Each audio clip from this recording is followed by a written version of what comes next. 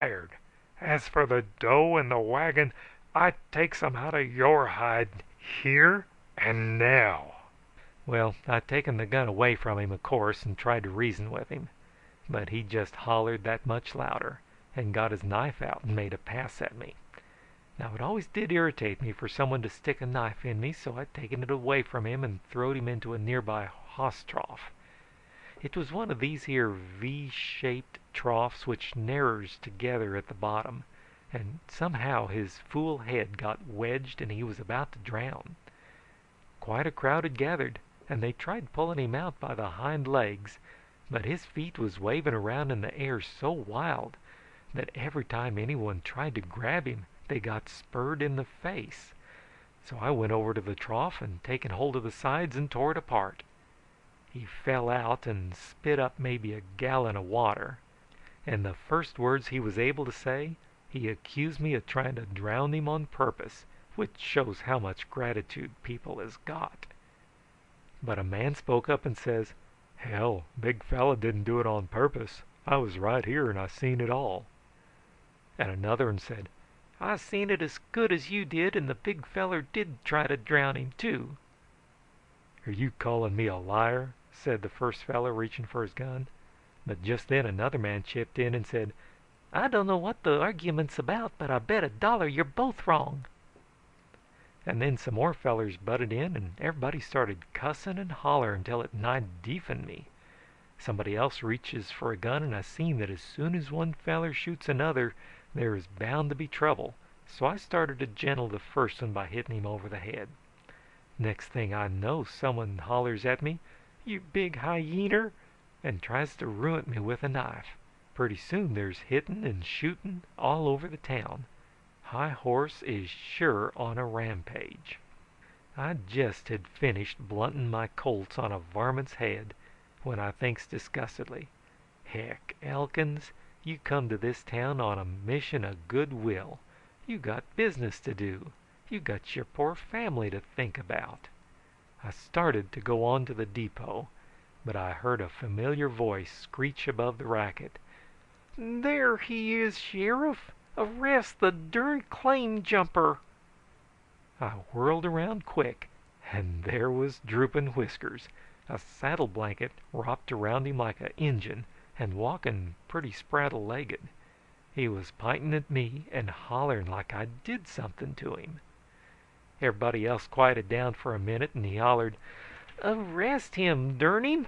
He throwed me out of my own cabin and ruined my best pants with my own shotgun.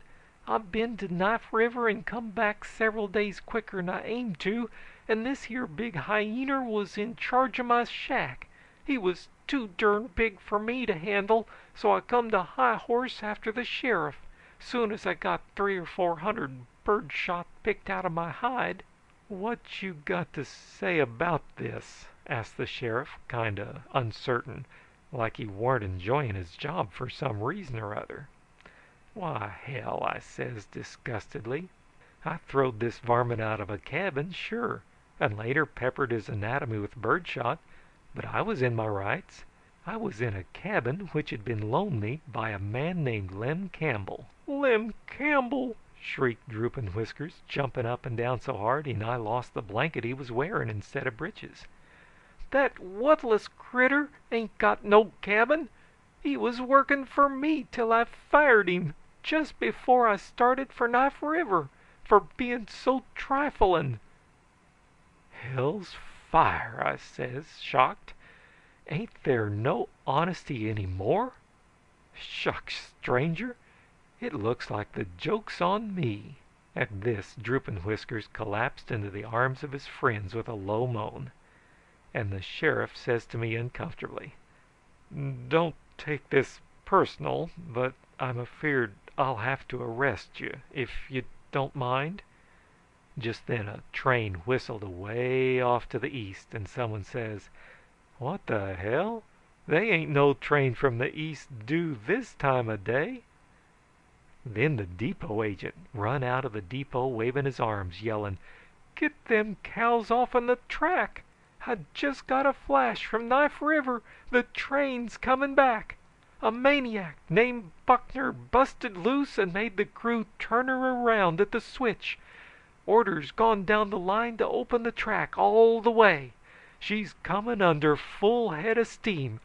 Nobody knows where Buckner's taking her. He's looking for some relative of his'n." There was a lot of noise coming down that track, and all of it weren't the noise that a steam engine makes by itself. No, that noise was a different noise, all right. That noise was right familiar to me. It struck a chord in my mind and made me wonder kind of what happened to them train men. "Can that be Bearfield Buckner?" wondered a woman. "It sounds like him. Well, if it is, he's too late to get Ann Wilkins." "What?" I yelled. "Is they a gal in this town named Ann Wilkins?" "They was," she snickered. "She was to marry this Buckner man yesterday, but he never showed up. And when her old beau, Lem Campbell, come along with $50 he'd got someplace, she up and married him. They lit out for San Francisco on their honeymoon. Why, what's the matter, young man? You look right green in the face. Maybe it's something you et." It weren't nothing I et. It was the thoughts I was thinking. Here I had gone and ruined Cousin Barefield's whole future, and out of kindness. That's what busted me wide open. I had ruined Cousin Barefield's future out of kindness. My motives had been of the loftiest. I'd tried to cure a hombre what was loco from going locoer yet. And what was my reward? What was my reward?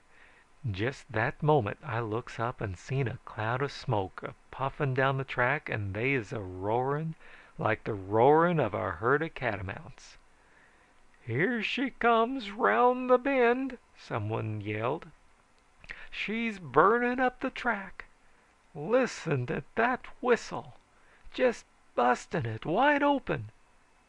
But I was already astraddle Captain Kidd and traveling. The man which says I'm scared of Bearfield is a liar. Elkins fears neither man, beast, nor Buckner. But I seen that Lem Campbell had worked me into getting Bearfield out of his way, and if I waited till Bearfield got there, I'd have to kill him or get killed, and I didn't crave to do neither. I headed south just to save Cousin Barefield's life, and I didn't stop till I was in Durango. Let me tell you, the revolution I got mixed up in there was a plumb restful relief after my association with Cousin Barfield. End of High Horse Rampage.